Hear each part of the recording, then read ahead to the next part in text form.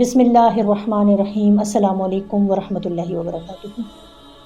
بچہ کبھی بھی پیدائشی طور پر کسی چیز سے خوف زدہ نہیں ہوتا، اور نہ ہی اسے اس بات کا علم ہوتا ہے کہ اس کے ماحول میں کون سی ایسی چیزیں ہیں جس سے وہ خوف کھا سکتا ہے۔ ایک ماں ہی سب سے پہلے اپنے بچے کے سامنے خوف کا مظاہرہ کرتی ہے۔ مثال کے طور پر اگر بچہ کھیل رہا ہے اور اس کے ہاتھ میں کوئی ایسی چیز پکڑی ہوئی ہے جو گر کے ٹوٹ جائے گی یا نقصان ہو جائے گا، تو ماں اس بچے کو ڈانٹ دے گی اور بچہ سہم جائے گا، اور وہ فوراً جب اس کے ہاتھ سے چیز چھین لے گی اور بچہ غیر معمولی طور پر اس چیز سے ڈرنے لگے گا۔ اب ماں یہ سمجھتی ہے کہ اس نے اس چیز کو نقصان سے یا خطرے سے بچا لیا ہے یا ٹوٹنے سے بچا لیا ہے،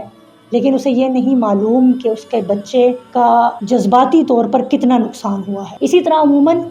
عام روٹین کے اندر مائیں عموماً بچوں کو جن، چڑیل یا بھوت کی کہانیاں سنا کر یا ان سے ڈرا کر کوئی کام کرواتی ہیں، یا کسی چیز سے اگر روکنا ہو یا سمجھانا ہو تو تب بھی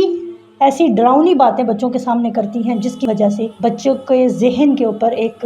ایسا امیج جو ہے وہ بیٹھ جاتا ہے، اور بچے غیر معمولی طور پر سہم جاتے ہیں، ڈر جاتے ہیں، کم ہمت ہو جاتے ہیں اور بزدل ہو جاتے ہیں۔ یہی بچے جب تھوڑے بڑے ہو جاتے ہیں تو وہ کسی بھی قسم کا کوئی بہادری کا کام نہیں کرتے، کوئی باہمت کام نہیں کر سکتے، بلکہ عموماً بزدلی کا شکار رہتے ہیں۔ آپ دیکھتے ہیں کہ عموماً مائیں رات کو بچوں کو سلانے کے لیے جب اپنے لحاف میں منہ چھپا لیتی ہیں تو بچوں کو عموماً ڈرا دیتی ہیں کہ وہ دیکھو بلی آ گئی ہے یا وہ ڈوگی آ گیا ہے، تو جس کی وجہ سے بچہ سہم کے سو تو جاتا ہے۔ ماں یہ سمجھتی ہے بچہ سو گیا ہے، لیکن حقیقتاً وہ بچہ ڈر کے اور سہم کے سو جاتا ہے۔ یہ ایسے عمل ہیں جو کہ بہت غلط اثرات بچوں پر مرتب کرتے ہیں اور بچے کی شخصیت کو خراب کرتے ہیں۔ بچے کی جو اللہ نے اس کو خوبیاں دی ہیں، جو ہمت دی ہے، جو بہادری دی ہے، اللہ پاک نے جو اس کے اندر خصوصیات رکھی ہیں، وہ سب دب کے رہ جاتی ہیں۔ ماں کا یہ کردار ہونا چاہیے کہ وہ بچے کو یہ سمجھائے کہ ہر چیز کا نفع اور نقصان جو ہے وہ اللہ رب العزت کے ہاتھ میں ہے، کوئی بھی چیز اسے نہیں ڈرا سکتی۔ ماں بچے کے اندر اللہ کی یاد اور اللہ کی محبت کو اگر پیدا کرے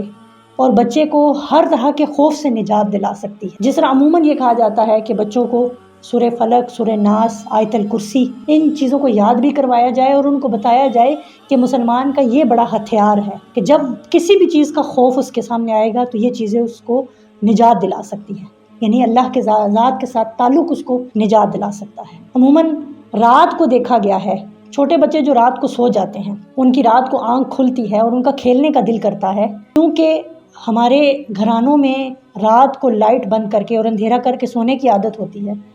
تو جو ہی بچے کی آنکھ کھل جاتی ہے تو بچہ سہم جاتا ہے، اندھیرے سے ڈر جاتا ہے۔ وہ رات کو عموماً بچوں کا رونا اس وجہ سے بھی ہوتا ہے۔ تو ہمیں یہ چاہیے کہ ہم بچے کو جب رات کو، چھوٹے بچے کو جب سلائیں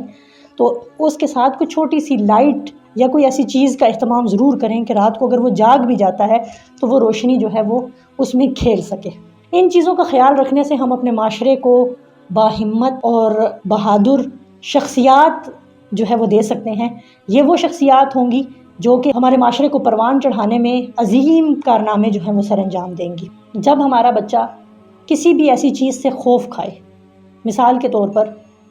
وہ کسی اونچی چیز پہ چڑھتے ہوئے خوف کھا رہا ہے، تو ہمیں یہ چاہیے کہ ہم اس کا حوصلہ بڑھائیں، ہم اس کو سمجھائیں کہ کوئی بھی چیز جو ہے وہ آپ کی طاقت سے کم نہیں ہے۔ تو اس طرح بچے کی حوصلہ افزائی ہوگی اور بچے کے اندر ہمت آئے گی اور وہ کام کر سکے گا۔ تو عموماً یہ دیکھا گیا ہے کہ یہ ڈر اور خوف جو ہے نا، یہ ایک نفسیاتی مسئلہ بھی ہوتا ہے۔ اگر بچے کے اندر خوف کھانے کی یہ عادت جو ہے وہ زیادہ پروان چڑھ جائے، حد سے زیادہ تجاوز کر جائے، تو یہ بہت ہی ایسا خطرناک مسئلہ پیدا ہو سکتا ہے جس سے شخصیات تباہ و برباد ہو جاتی ہیں۔ تو ہونا یہ چاہیے کہ جب بچے کے اندر یہ کیفیت پیدا ہونا شروع ہو تو اس کو اسی وقت روکنے اور اس کا علاج کرنے کا انتظام کرنا چاہیے، اور بچے کے اندر ہمت لانے کے لیے اس کو اس چیز میں ڈال دینا چاہیے تاکہ وہ بچہ مشاہدہ کرے اپنی آنکھ سے اور وہ اس چیز سے بچ سکے۔ لیکن اس کا ہرگز یہ مقصد بھی نہیں ہے کہ وہ چیزیں جو نقصان دیتی ہیں، مثال کے طور پر چھوٹا بچہ آگ جل رہی ہے تو اتنا بے خوف ہو جائے کہ وہ آگ میں ہاتھ ڈال دے، یا کوئی چیزیں جو اس کو نقصان دینے والی ہیں، مثال کے طور پر بجلی ہے، اس کو کرنٹ لگ سکتا ہے، یا کوئی ایسی چیزیں، کوئی موذی جانور ہے جو اس کو کاٹ سکتا ہے، تو یہ ان چیزوں سے بچاؤ کا طریقہ کار یہ ہے کہ بچے کو اس سے بات کی جائے، اس کو سمجھایا جائے، اس کا مشاہدہ اس کو کروایا جائے، تو تب بچہ اپنا خوف کا اور اپنا کن چیزوں سے اس نے بچنا ہے اور کن چیزوں کو وہ اپنی زندگی میں اس کو ساتھ لے کر چلنا ہے، اچھے طریقے سے اپنی زندگی کو گزارنے کے قابل ہو سکتا ہے۔